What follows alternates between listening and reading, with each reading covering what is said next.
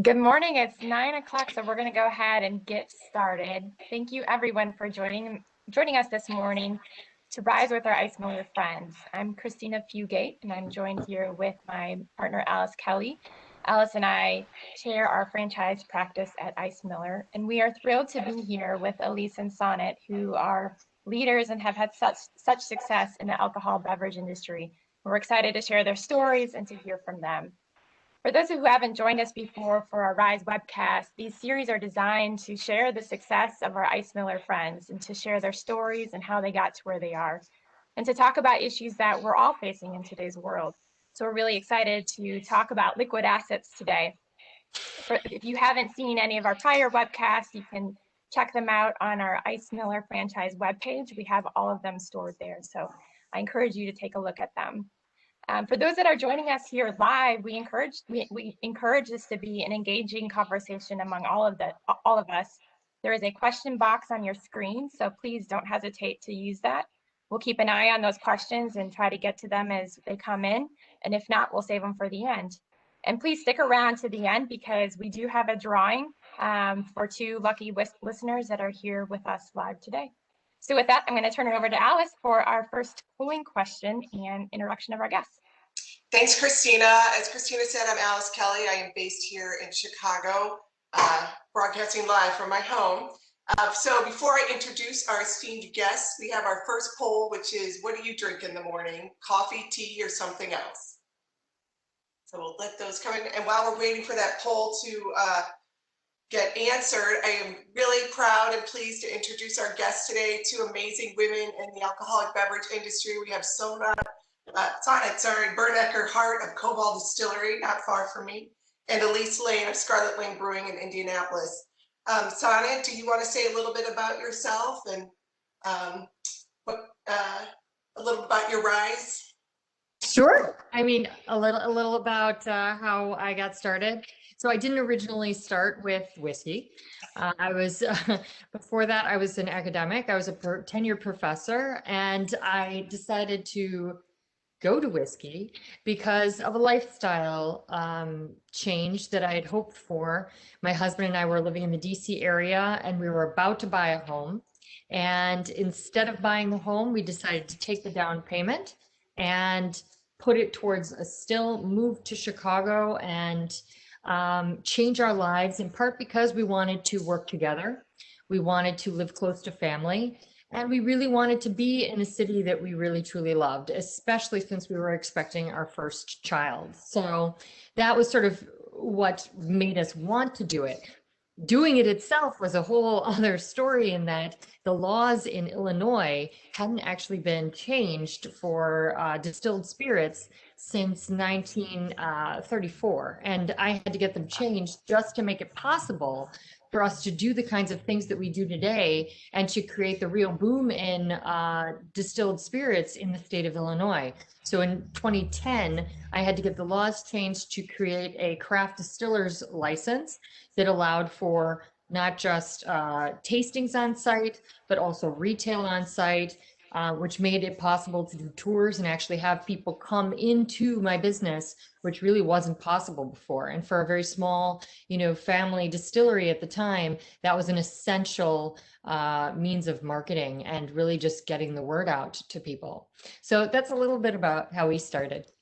That's great. Eilise, welcome as well from Scarlet Lane Brewing. Could you tell us a little bit about yourself and how you got started? Morning, everybody. I'm Eilise Lane from Scarlet Lane Brewing Company. Our main location is in McCourtsville, just outside of Indianapolis, and then we have 4 restaurants and tap rooms throughout Indianapolis. My journey in life started, I graduated from Butler.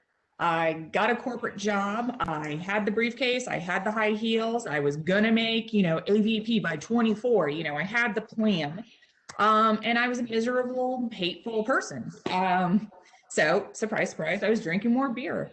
And I was living out in Oregon, and there was amazing beer out there. And so I was constantly traveling around, really enjoying it.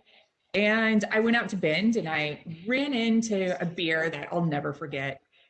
And I asked about it, and they said, I was like, is the brewer there? And they said, she's not here. And it just struck me like, oh my God, I can do this. Because as we all know, this is a super male dominated world. So I would not shut up, and I went and got my very first brew kit, started brewing in my house. Decided after my parents and husband said I looked like I was smiling for the first time in years to go back to school for fermentation sciences. So went to school in Vermont, started brewing at breweries out in Oregon, and then came back here to Indiana to start Scarlet Lane.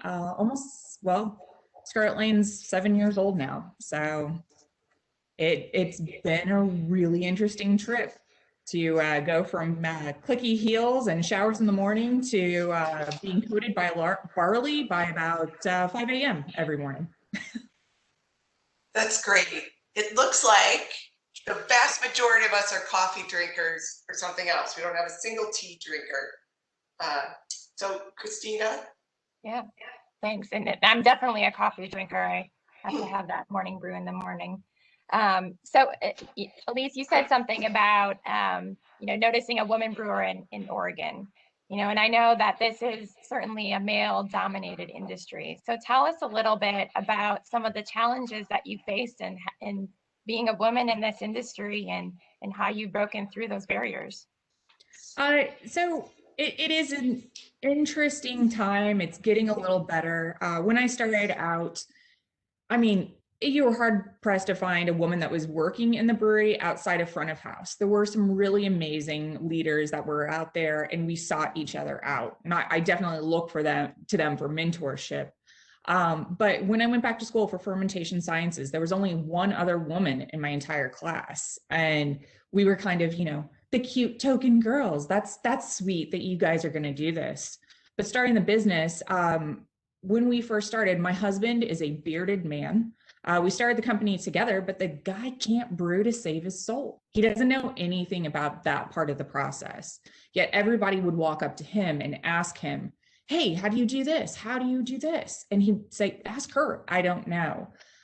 So part of that led to, his last name is Cervies and my last name is Lane. And we're very clear that we are partners in the business. However, I'm the head brewer and I'm the CEO. And if there are questions, you gotta go to her. And we can continue to see that just everyday random things at the brewery. Somebody comes in, they have to fix some machinery. They walk over to my assistant brewer, a cellar guy, and like, all right, boss, what do I do? And they're like, the boss is the lady up there. And so it's been difficult at times. There's a lot of sexism, some hate that happens, but now there are more and more people that are supporting us.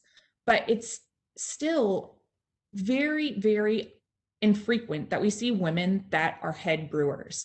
Less than 7% of all head brewers throughout the United States are women. If you actually look at the numbers then on if that woman is an owner of her own brewery, then that is 1 to 3% of all breweries in the United States, where it's a woman owned and operated business. And it's just a really sad number. So we've got to continue to work on moving that up quite a bit. And I'm sure, Sonat, it's got to be the same or probably worse for you.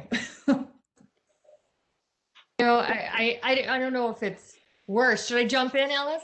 Yes, please. Yeah. Go ahead. I don't. I just took over as moderator. I don't have to. I love it. It's very similar, I would say. It's interesting seeing how it's changed a bit over the past, decade, which we've seen. And, when we first started, there really weren't that many distilleries, period, in the United States. So it was a whole other kind of issue in that there wasn't really any infrastructure for craft distilling. There were not very many equipment companies that provided things for craft distilleries. So it was really trying to get this industry started. And there were women there really at the beginning of craft. And I only know that because we didn't have any money when we started. And what we had to do in order to get the business going and to grow was to create a vertical business model in which we used our intellectual capital and knowledge of distilling. And my husband grew up distilling, although he ended up, studying something else and found that this is where he ended up anyway. And so we had the knowledge, and we also had done a lot of the the research, and then we started providing that to other people as a way to, build capital. So we started educating people. And in fact, we've now educated over 3,500 people. We've set up over 200 distilleries for other people all over the world, the largest in Uganda, the first in Jerusalem, many in Canada, all over the United States, and plenty in Illinois. And our first classes did have some women who eventually went on to be, owner operators, as you said, so very early on. And when we started, keep in mind, there were only about 27 distilleries in the entire United States. So it wasn't just that when we started, Illinois' laws and the industry was really almost on hold.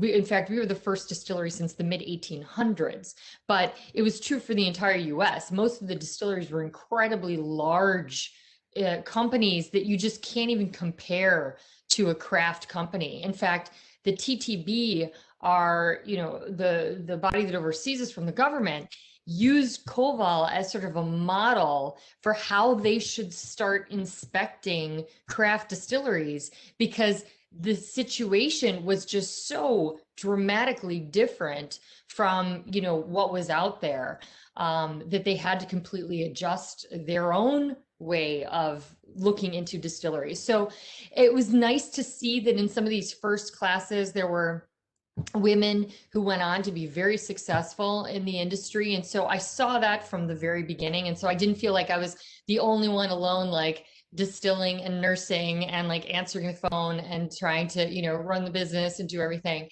I felt that there were others there with me. But as you said, there still is a lot of that, people coming in to talk to you and thinking, even I've had even people say to me, "Are you the shop girl?" And, I'm like, "No, actually, owner," and I've had other circumstances where an international magazine interviewed me about, distilling, and the article came out and I read it, and I was absolutely flabbergasted that they had taken my exact quote and attributed it to Robert. They didn't even talk to Robert. So, these are the kinds of things that happen, but I wouldn't say that it is actually specific to the industry. I was in academia before, and as a full professor in Germany, where only 14% of full professors were women at the time, I had plenty of colleagues call me, Fräulein, as opposed to Frau Professor Doctor, which is what, they should have said. And that was, the appropriate designation. So I think that these are some of the things that one confronts in many different industries, and this is certainly no difference. The one thing that I like to think, though, about distilling is that the first person to actually ever make a still was a woman. And women were the first ones to actually brew beer. So, Awesome. knew what was going on before they knew. You're here. So Sonat, you mentioned, that this is a challenge among many different industries, and you've even seen it in academia. So what advice can you give women who are looking to break barriers in their professions? What can we do to encourage other women to rise like both of you have in your businesses? I think that it's very important to find allies, whether they are men or women, because I feel that it allows you to push ahead and not be bothered by, those that would like to detract or belittle. And, I've been very lucky to have great allies, whether that is my husband, who's a great ally, not just as a business partner, but also as a life partner who also helps with the home and our children and cooking and cleaning, which, I have to say, and I was on another panel, it is very, hard for women who are in incredibly powerful positions, who then find out that when they get home, they have another incredibly powerful position that keeps them, working even longer. And it's really quite a treadmill for people if there isn't help or an assistance with it. So finding these alliances in the home as well as at work, I think are really, truly important. Eilise, what about you? Do you have any advice? So I'm twofold. I think the allies is 100% wildly important. You need to find people, and it could be your friend. I mean, it could be your dog at the end of the day. If you come home, I'm looking at my German Shepherd right now, and she knows all my secrets. You know, you've got to have a way to let a lot of stuff out. Within Indianapolis, there's throughout the entire world, there's Girls Pine Out, there's Pink Boots, there are professional organizations that you can join where it's women saying, okay, let's get through this. Let's be friends. Let's have each other's back. And then you also find people within the business that you kind of have these little groups and you can kind of exhale and say, okay, let's get through this. For me, additionally, and I think this is a weird common thread between us, we are pretty big nerds, I think, when it gets down to it. And I think education is so important. And I don't mean just traditional tracks of education. I think it's really important to constantly stay up on what's happening, go to continuing education courses, always know what the next thing's going to be. If somebody looks down at you, the easiest way for you to come back up is to know what the answer is to the question. And if you don't know the answer, say, can you teach me? And be really polite about it and don't get snarky. I don't always follow that advice, but it's really important to continue to learn. And if you know the answer first and you're doing it, hopefully the best way possible, then people are going to really recognize that. Great advice, ladies. Great advice. So we have another poll for our listeners. We're going to pop it up. Are you in a legal role, C-suite, beverage industry, franchising, or just here for fun and entertainment?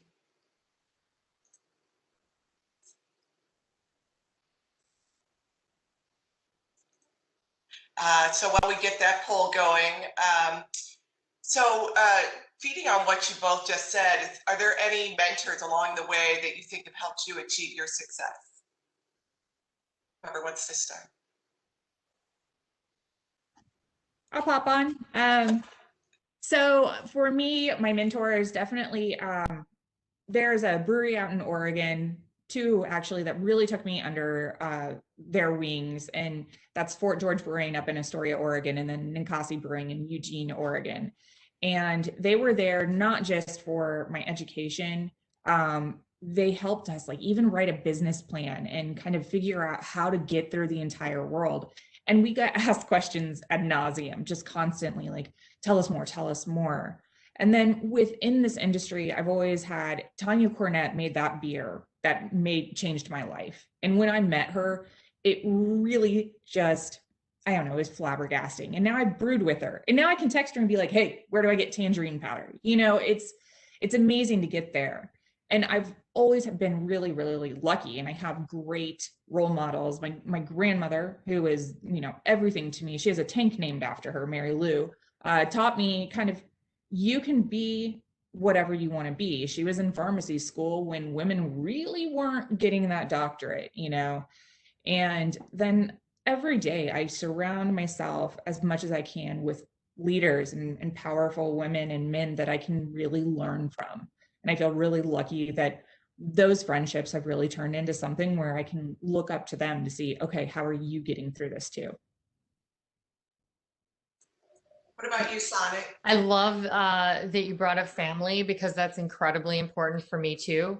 I mean, I would say when it comes to distilling, obviously my mentor was my husband. I mean, I was a professor of German cultural history and we didn't do very much distilling, you know, when I was working on my PhD. So it's, you know, that was a lot of practical learning that I got from him, but, and then we did it together and then, you know, I was able to do it. But when it comes to general mentors or role models, people that have really provided me with the strength, I mean, I get a lot of that from family. I think of my great grandmother who, you know, left her little Russian village at the age of 14 after a hunger strike to convince her parents to let her go on a ship to America alone, because she wanted out of there, and came to New York, did not speak a word of English, got taken by her brother-in-law to the Triangle Shirtwaist Factory in Brooklyn, said, I will not work there in that dark place with all those people, and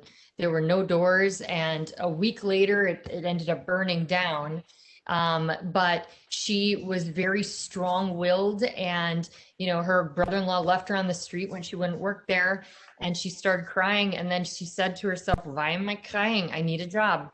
And so she just was a very practical person who got it done and stuck to what she believed in, and managed to put 3 children through college and graduate school, from sewing day and night, probably 20 hours a day, never learned to read, and, spoke English okay. So she was a huge success. And whenever I feel like things are hard, they're never as hard as they were for her. So, I feel that that is a deep inspiration. And then also my grandmother, her daughter, also, went to get a PhD, and at Northwestern University, when she finished her master's, they said, don't you think you've had enough?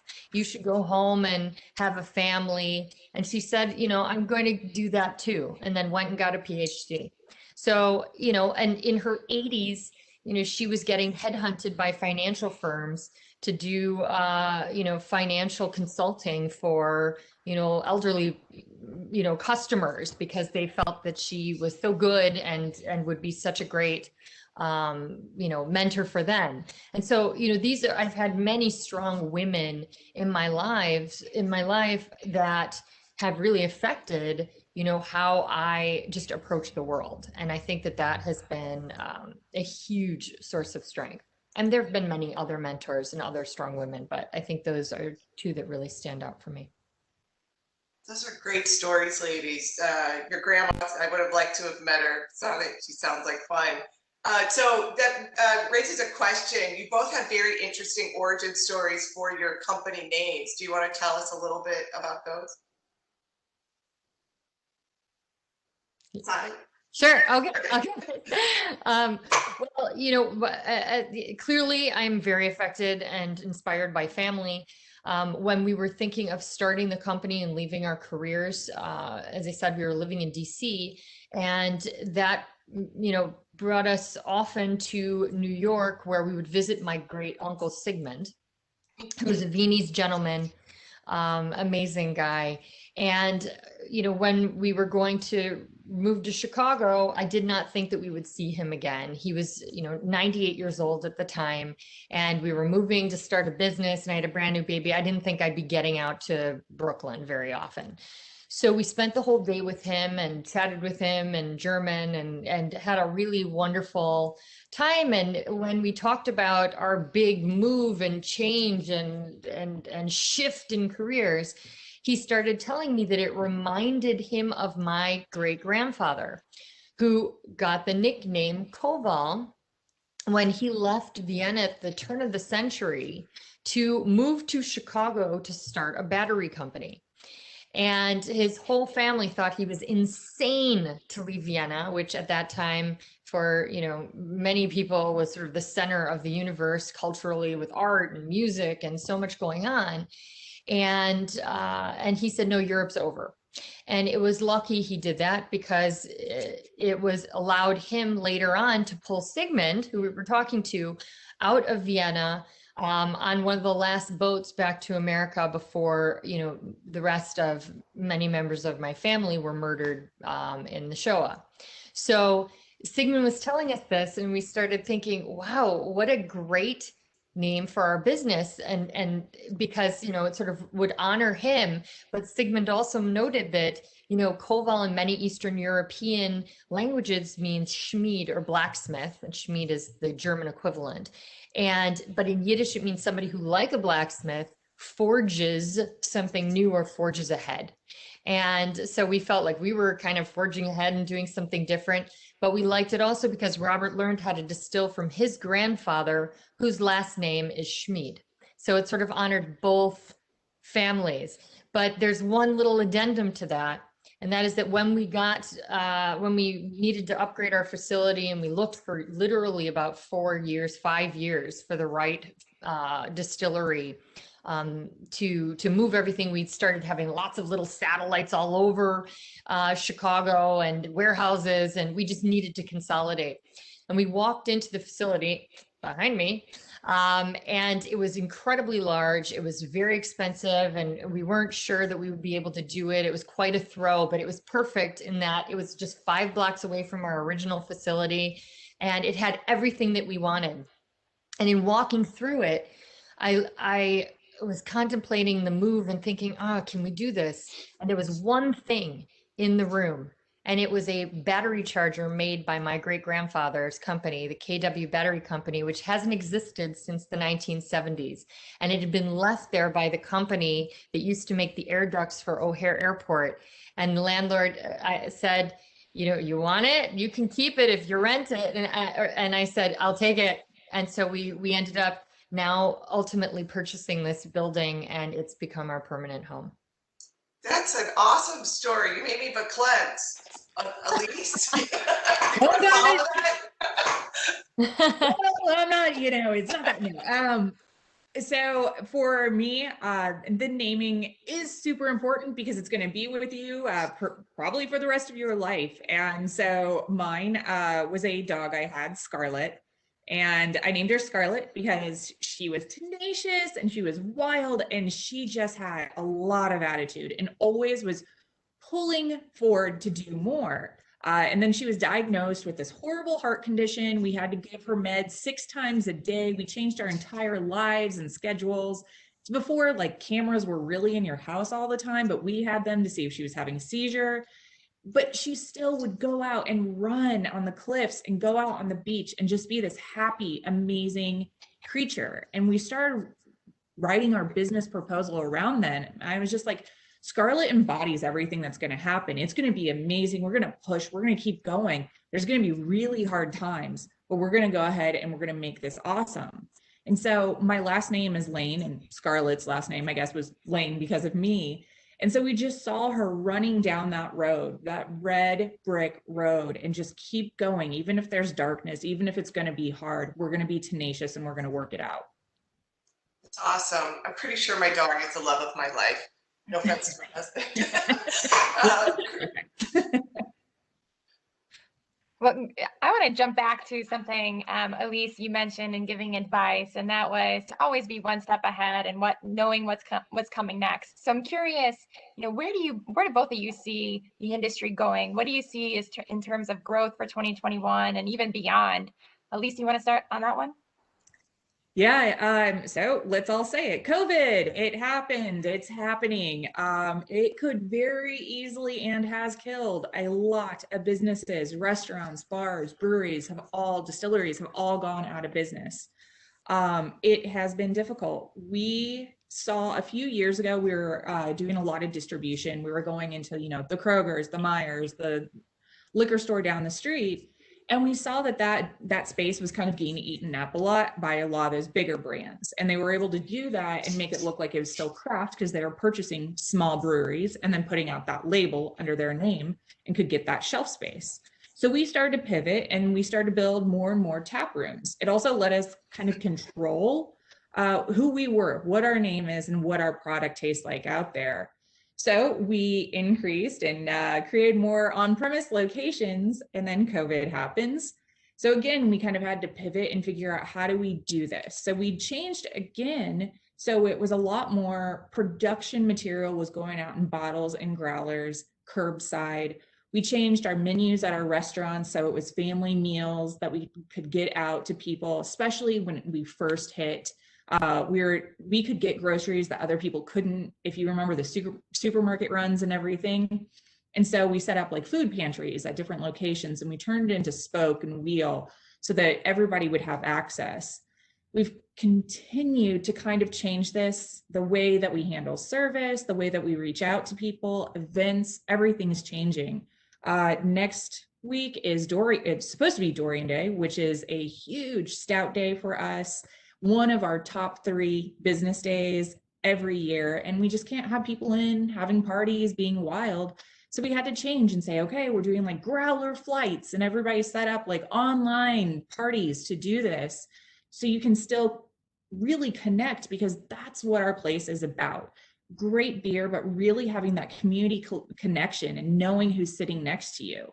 So I think what we're going to see right now, we're still going to see a lot more issues coming up. If people are comfortable, if their safety, we're going to stay kind of bigger in package and modify some of our packaging, but nobody really needs to know this, but aluminum, is dead out there. So people can't get cans. So moving into canning right now is really difficult because it's not available. So we're staying in our glass packaging, which it has that nice classic feel. And right now it is available, so we can do that. And so hopefully we continue to see trends going up, and we're able to have more of those interactive kind of things that we like to do. Aside from that, figuring out what the next beer is next to impossible. While the consumers are loyal, they are also finicky, and whatever is the hot new thing, that's what they want you to have right now. It takes a lot of time for R&D for new products. So we constantly have to be looking at, okay, what's coming up, but how can we make it different? How do we make it our own? So we have that seltzer craze that's going on. I looked at it and I was like, okay, I'm not going to just throw, cane sugar in there and just throw some fake flavor. So I decided I'm going to find a way to use honey to make this seltzer and make something that tastes different, but still meets what that crowd needs. And so we developed our Helter Seltzer series, and we're working always with kind of, let's push it a little bit further than where we are right now. Let's try something new and different.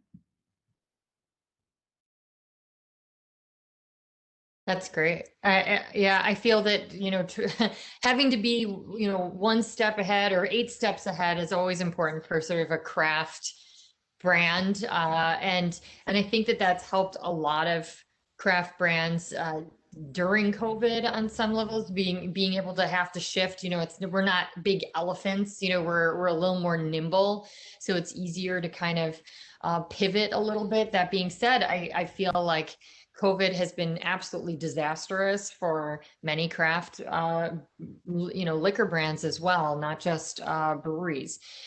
For us, part of the, our original plan and business model was actually to be a distillery for distribution, not just, in the US, but also abroad. We were very early on export, which was something that we started only about, I think, 2 years after, founding Koval. And, we've had to deal with a lot of sort of pivots, because our first pivot was the trade war that we got into, which affected our trade in Europe dramatically, which had been before, the trade war started, which was really like a year before COVID started, or 2 years before COVID started. We were increasing our sales about 25% a year in Europe. And then all of a sudden that dropped dramatically. So, that was our first sort of pivot, is to sort of think about, okay, how are we going to deal with these trade issues? And of course, we don't want to lose our shelf space abroad. And so it's forced us to, invest actually more into the market as opposed to less, because the minute you lose your space on the shelf, getting it back is going to be, 10 times as difficult. So that's one thing that we've had to shift towards. We've then shifted towards doing more in the export markets that have performed well for us, that there haven't been terrible tariffs, such as Japan. So that has been, it's forced us to sort of hone and focus. And I think that that's helped us be a lot stronger. Of course, when COVID came, which was like the next wave of needing to pivot and change, we felt that we were in a really unique position in the United States, in that we had the right equipment to make something that was incredibly needed at the early stages of the pandemic, and pretty steadily through to the middle of the pandemic, I would say. And that was hand sanitizer. It was actually a federal offense for us to do it in the beginning, because we did not have a license from the federal government to make alcohol for anything other than consumption. So first we had to lobby to be able to do the help that we wanted to do in providing some hand sanitizer. And then once we were allowed to do it, we'd been anticipating getting an allowance from the feds. So we'd purchased all the equipment that we would need. We'd purchased, hydrogen peroxide. It's not something we would normally have laying around our distillery. And started figuring out how to set up 2 different operations that would work in tandem. And so our original thought was that we would make hand sanitizer, a few batches of it, and then donate it to first responders. And when we did that. We turned it around. We got the license on a Thursday night, actually. And then Monday morning, I was bringing hand sanitizer to the fire department and nursing homes and health care facilities. And the Tribune wrote about it. And the minute it hit the papers, we received thousands of email requests. I cannot tell you what that did to just the information, and trying to weed through all of that. And we realized that we actually had to pivot quite a bit more than just making a few batches and donating it and then focusing on whiskey. So we stopped making any beverages for consumption for 4 months, focused only on making hand sanitizer, which we donated to literally every hospital in the city of Chicago, and even hospitals up to Wisconsin, even healthcare facilities in Indiana. We created an entire infrastructure of volunteers that helped us deliver it, because we never had to do logistics before, because as a distillery, we have one customer and they pick up. So we never had to do any of that. We worked with our colleagues in the brewing world in Chicago that provided us also and donated their beer for us to distill.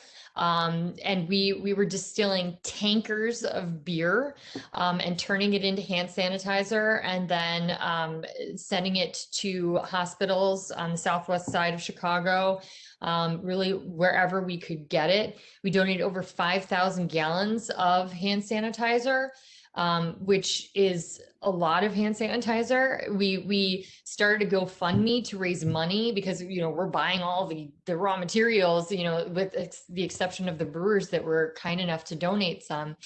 And we raised about $80,000 from people all over the world to help us donate even more.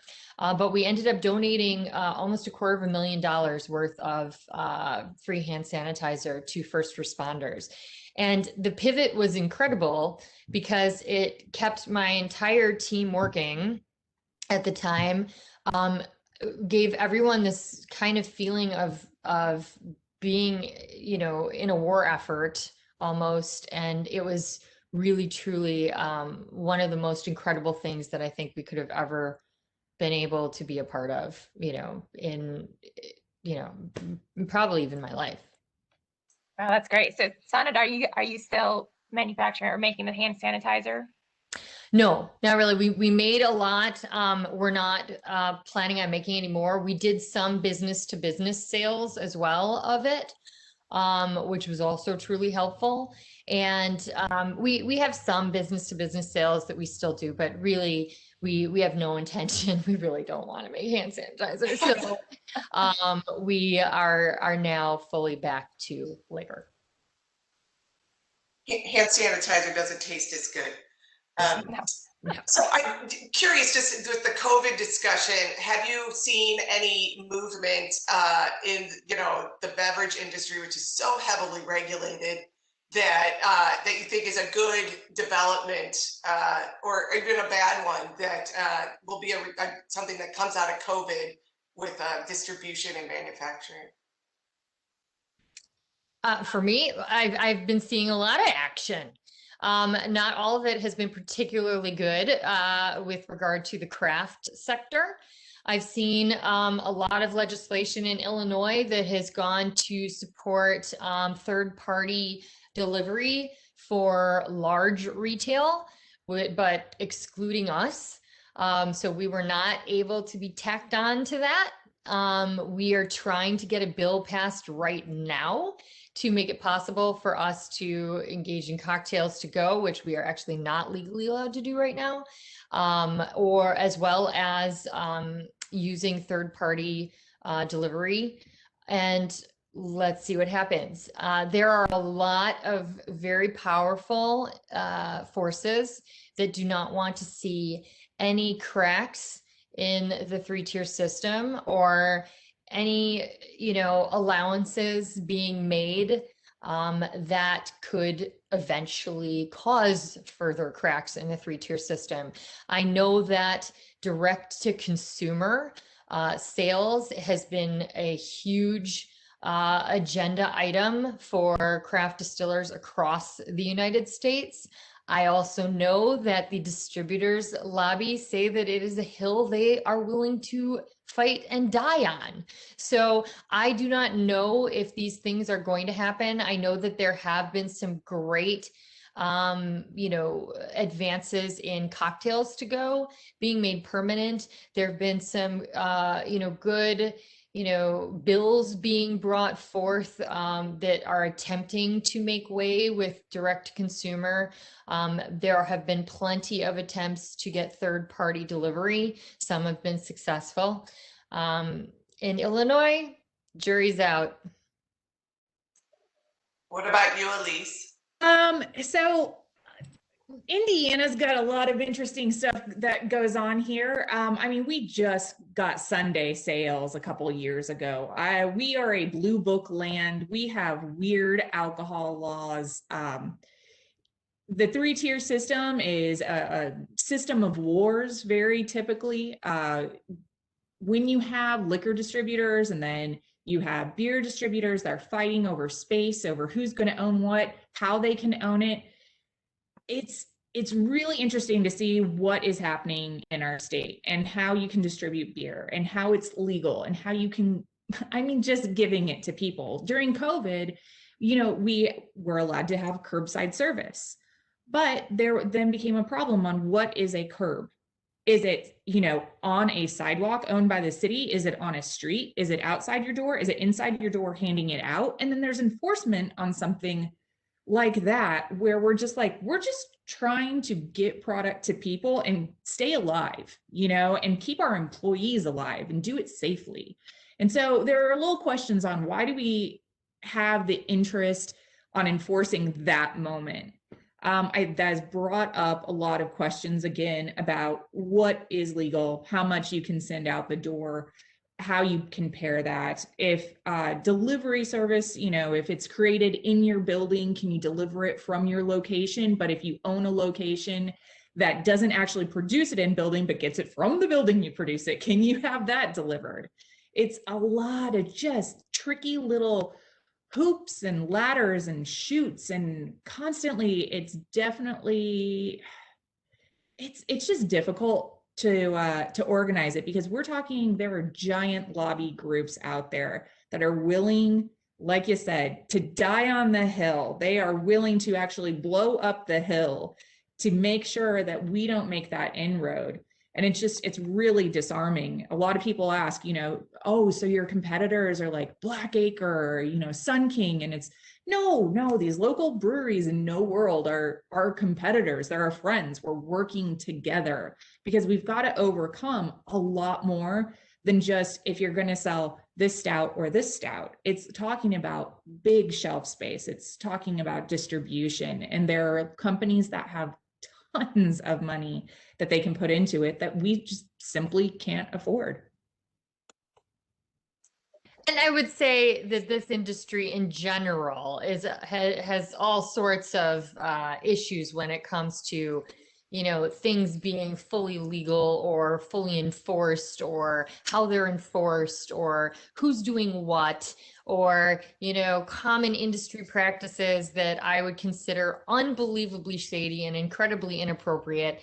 You know, that's already the playing field that we're on, and that it's been owned and operated by very powerful forces for a long time. And I would say, the craft brands came in as disruptors, really, but we're really tiny, compared to them. So, if they want to, take their forces against us, they certainly can.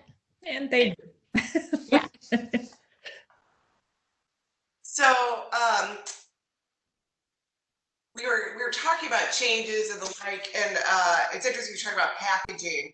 I was thinking about technology, and when I was going to ask about technology, and I was thinking, computer software, but it made me think: are there any sort of technologies about new packaging that will work to hold your products other than aluminum or glass? We have there are people out there that are trying new things all the time. There are still like plastic kegs out there. The idea is that it's easier to create, it's cheaper. The problem is they don't hold pressures as well, and they explode if they're too high of a pressure. So it's like, oh, is that a good idea? There's the idea of, there's boxed wine out there in those big pouches, and I hold it up like I'm drinking from the spout, but you know what I'm talking about. Hey guys, college. So they talk about, do you put beer in that? And then it's like, wait, okay, what's happening with the carbonation? If there's any kind of yeast, what's going to start up? There's some movement in some packaging. There's always, improvement for large scale packaging, that there are Lamborghinis out there. We're not a brewery that's buying Lamborghinis. We need that Honda Civic from about 94 that's doing, no, it's 2004, I guess. But software actually is a thing for us.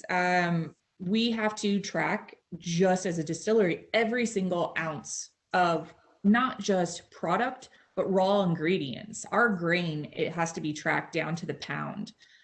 There were a lot of concerns about that because you can use it to create certain bombs and things like that. And it's something that has to be registered and checked on. We don't have great technology. There are about 4 firms out there that create the technology that tracks what's incoming, what we put into production at what time. And then theoretically it tracks when we get it through the fermentation process, and then tax determination tanks, tax determination coolers, tax determination vehicles. We get taxed every single step, but this software is not great.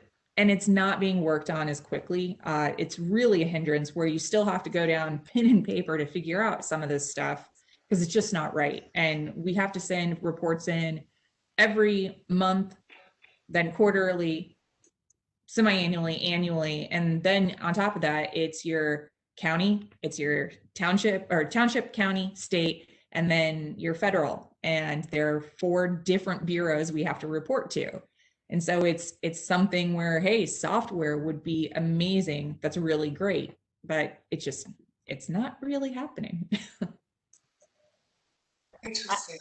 I would agree. I mean, glass is it for us. I mean, we're not going to put in anything else. But there are all sorts of tech advances for glass, and they're even with neon signs practically on them. But I mean, we're not going that route. But I would also agree that technology is really important, and we also found that what there was, and certainly when we started, there was nothing, and so we wrote our own. And we've been constantly refining that over the last 13 years, and so we have our own proprietary system which works well for us.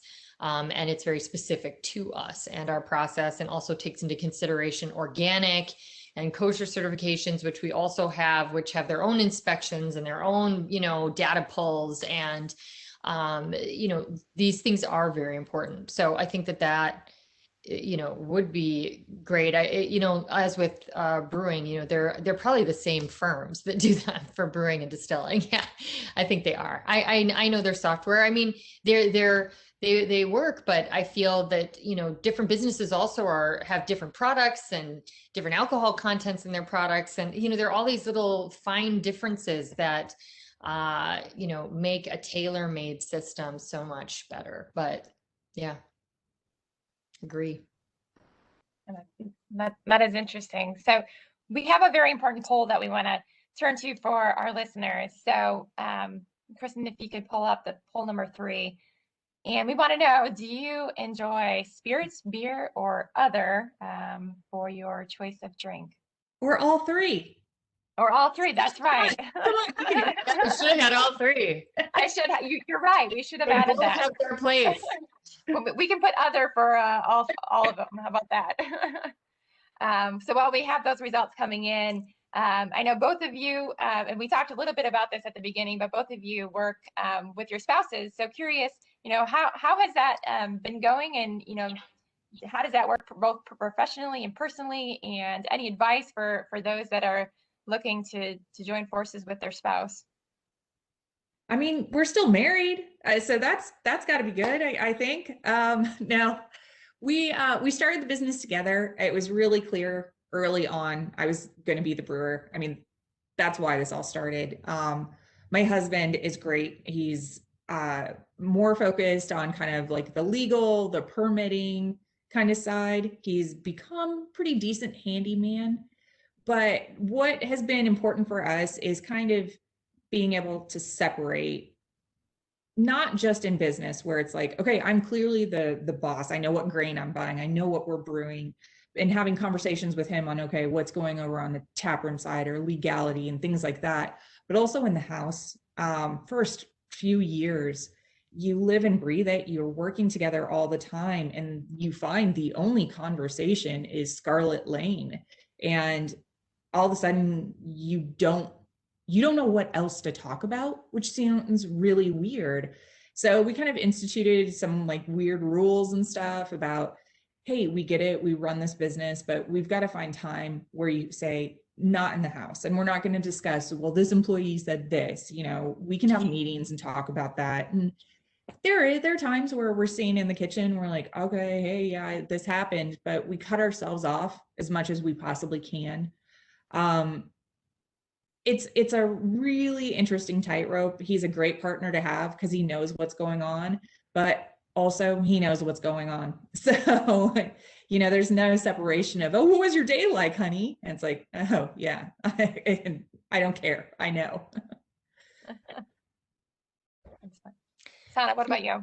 Yeah, for me, Robert is an amazing person in that I feel that we really complement each other very, very well. And we work really well together, whether that's at home, dealing with our kids, or, we homeschool our kids. So we take turns working with them and doing different things. And we also take turns cooking. We take turns cleaning. I mean, we really split it all up in a way that I find to be pretty equitable. But at work in the very beginning, I mean, we were doing everything together. I mean, it was just us. And since he would sometimes go and set a distillery up, I would be the one, distilling by myself in the early days. But as the business grew, we recognized that it was much more important for us to sort of divide up the business. And so I started taking on more of the business, the marketing, the sales, which I manage, and then he manages the production. I mean, he's always been sort of our master distiller. He manages our production and our tech, which, it's not a side thing. The tech is like all the time. It is like he is basically coding every day, in addition to all of the other things he's doing, because we're constantly refining our tech.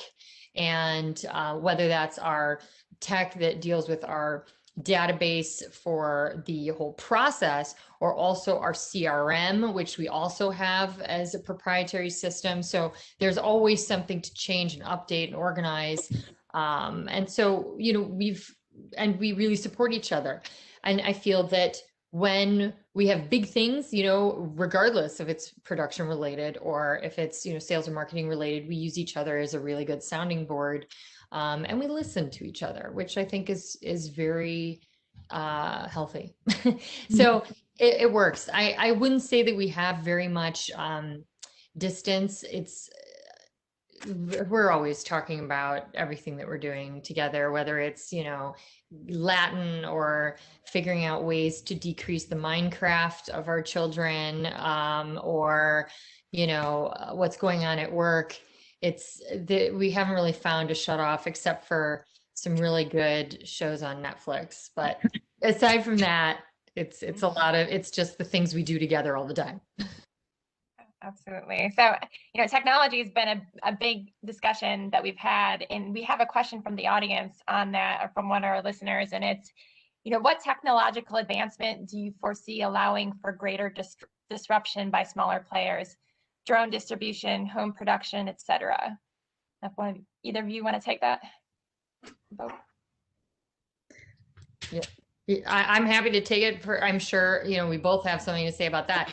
I think that first off, I think it's going to become more difficult for small producers because we are in an environment in which these very large companies have made more money than they've made in a very long time during this crisis. And they are able to use it to buy up lots of brands and in turn gain more shelf space and more control over the market. The other thing that I'm noticing, which is also going to be problematic, as I see going forward, is that a fourth tier is developing. And I don't think that there's much legislation around it in certain ways. I don't think that there is much oversight around it. And that is that you have these retail stores that deliver that are becoming sort of national players. And it's happening little by little. It's almost like, you know, the pot is starting to get hot. And we need them. They're very important. And they've been very, very helpful on one hand for craft brands that get on to the platforms. But what I'm starting to notice is that sometimes certain platforms are noticing the power that they have, and they're starting to engage in some of the things that, you know, grocery used to do in the past, where, you know, they would charge for shelf space or charge for, oh, you want a display, well, that's going to cost this much, or things that are actually illegal. But, you know, I feel that in this sort of online world, it's very much the Wild West. And in this case, it's not a tangible thing as this shelf costs this much money. It's, oh, you want distribution on my platform? Well, it's going to cost X amount of marketing, and marketing's not illegal. And there's nothing that, you know, it's sort of in a way is a loophole to be able to do this pay to play that has been, you know, determined, you know, illegal and bad for competition, all sorts of things, creating tied houses to a situation and an environment in which you can have that, and it's not really there's no really way to stop it. And I think that that's going to become very difficult for craft brands. I think that there's, however, on the positive side, an opportunity for some of these companies to focus on the craft sector. And that can be a way for them to differentiate themselves. And while some, you know, it's going to be pay to play and you're not going to find craft brands on those platforms, and you're going to start to notice which ones they are, there will be other ones that are actually promoting and supporting craft. And some of those already exist and are doing a fabulous job at trying to promote that sector and empower these brands. And I think that that will end up being incredibly helpful. Which ones are going to be the bigger players? Well, I'll let you figure that out. But I do think that there's some hope and opportunity. I agree with everything. Additionally, on those like little ones, you have the, oh, well, if you send this so we can send out a keychain too, then you get a banner ad every 14th click. And so, that's a lot. And it's like, well, come on, man. Like, shouldn't I get a like a banner? I don't understand, the commodity of marketing and PR.